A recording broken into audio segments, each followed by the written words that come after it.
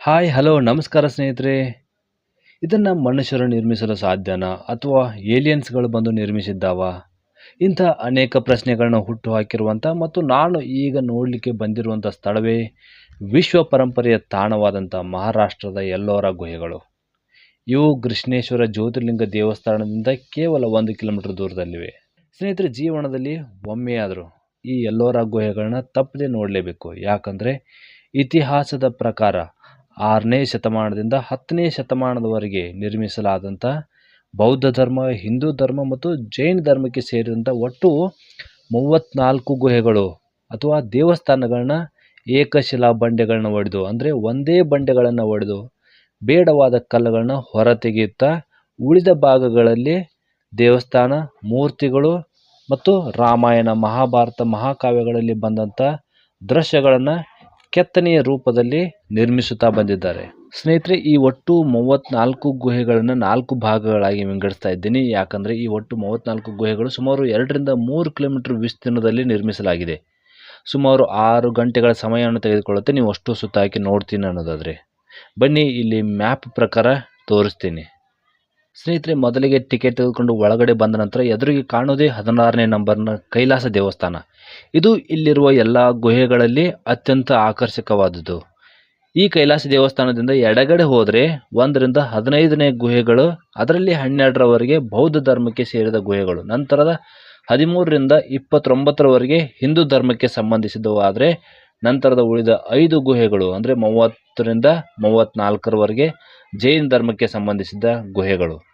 ಸ್ನೇಹಿತರೆ, ಈ ಒಂದು ವಿಡಿಯೋದಲ್ಲಿ 1ರಿಂದ 12ರವರೆಗಿನ ಬೌದ್ಧ ಧರ್ಮದ ಗುಹೆಗಳ ಬಗ್ಗೆ ತಿಳಿಯೋಣ ಬನ್ನಿ. ಈ ಬೌದ್ಧ ಗುಹೆಗಳು ಕ್ರಿಸ್ತಶಕ 6ರಿಂದ 7ನೇ ಶತಮಾನದಲ್ಲಿ ನಿರ್ಮಿಸಲಾಗಿದೆ. ಹೀನಯಾನ ಮತ್ತು ಮಹಾಯಾನ ಬೌದ್ಧ ತತ್ವಗಳ ಪ್ರತೀಕವಾಗಿ ಇಲ್ಲಿಯ ಶಿಲ್ಪಗಳನ್ನ ಕಾಣಬಹುದು. ಇವು ವಿಹಾರಗಳು, ಅಂದರೆ ಬೌದ್ಧ ಭಿಕ್ಷುಗಳ ವಾಸಸ್ಥಳ, ಮತ್ತು ಚೈತ್ಯಗಳು, ಅಂದರೆ ಧ್ಯಾನ ಮತ್ತು ಶಿಕ್ಷಣಕ್ಕೆ ಉಪಯೋಗಿಸಲಾಗುತ್ತಿದ್ದ ಆರಾಧ್ಯ ಮಂದಿರಗಳು.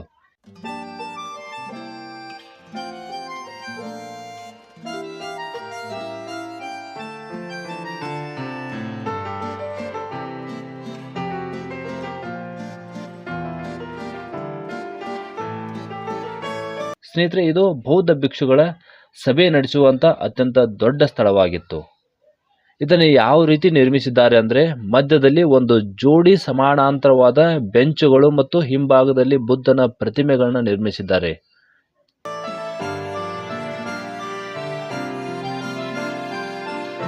ಸ್ನೇಹಿತರೆ, ಇದು ಒಂದು ಅಲಂಕೃತ ಬೌದ್ಧ ಭಿಕ್ಷುಗಳ ವಾಸಸ್ಥಳವಾಗಿದ್ದು, ತಾರಾ ಬೋಧಿಸತ್ವ, ಅವಲೋಕಿತೇಶ್ವರನ ಪತ್ನಿ ಮತ್ತು ಮಹಾಮಯೂರಿ ಬೌದ್ಧ ಕಲಿಕೆಯ ದೇವತೆ, ಹಿಂದೂ ಕಲಿಕೆಯ ದೇವತೆ ಸರಸ್ವತಿ ಮೂರ್ತಿಗಳನ್ನ ಇಲ್ಲಿ ಕಾಣಬಹುದು.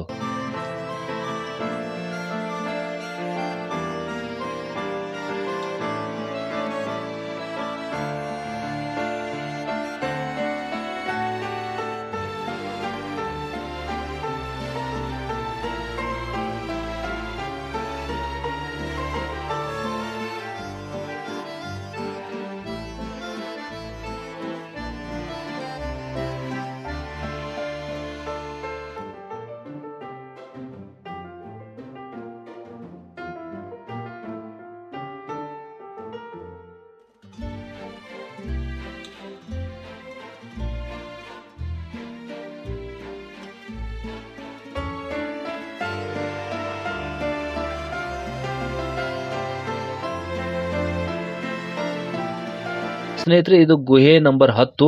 ಇದನ್ನ ಕಾರ್ಪೆಂಟರ್ ಕೇವ್ ಕೂಡ ಅಂತಾರೆ, ವಿಶ್ವಕರ್ಮ ಗುಹೆ ಅಂತಾರೆ, ಸ್ಥಳೀಯವಾಗಿ ಬಡಗಿಯ ಗುಡಿಸಲು ಕೂಡ ಅಂತ ಕರೀತಾರೆ.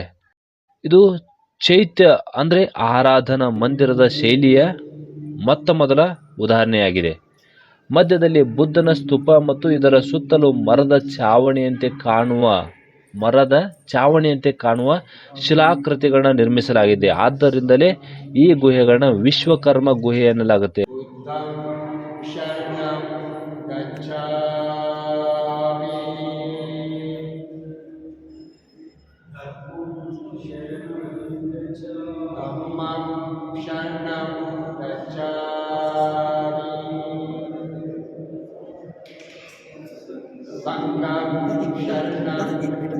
एक मिनट सर. ಸ್ನೇಹಿತರೆ, ಇನ್ನು ಗುಹೆ ನಂಬರ್ 11 ಮತ್ತು 12 ನೋಡೋದಾದ್ರೆ, ಗುಹೆ 11 ದೋ ತಾಲ್ ಅಂತಾರೆ, ಗುಹೆ 12 ತೀನ್ ತಾಲ್ ಎಂದು ಕರೆಯಲಾಗುತ್ತದೆ. ಇವೆರಡು 3 ಅಂತಸ್ತಿನ ಗುಹೆಗಳಾಗಿದ್ದು ವಿಶಾಲವಾದ ಒಳಾಂಗಣವನ್ನು ಹೊಂದಿದೆ.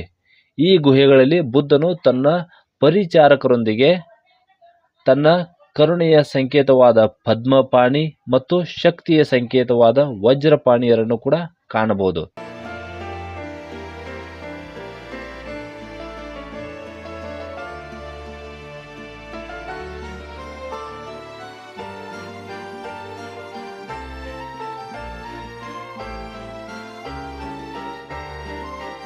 ಸ್ನೇಹಿತರೆ, ಇದಿಷ್ಟು ಮಹಾರಾಷ್ಟ್ರದ ಎಲ್ಲೋರಾದಲ್ಲಿರುವ 1 ರಿಂದ 12 ಬೌದ್ಧ ಗುಹೆಗಳ ಒಂದು ಚಿಕ್ಕ ವಿಡಿಯೋ ಆಗಿತ್ತು. ನನ್ನ ಮುಂದಿನ ವಿಡಿಯೋದಲ್ಲಿ 13 ರಿಂದ 29 ಹಿಂದೂ ಧರ್ಮಕ್ಕೆ ಸಂಬಂಧಪಟ್ಟಂತ ಹಲವಾರು ಗುಹೆಗಳು ಅಥವಾ ದೇವಸ್ಥಾನಗಳನ್ನ ನೋಡೋಣ. ಅಲ್ಲಿವರೆಗೂ ನಮಸ್ಕಾರ, ಜೈ ಹಿಂದ್.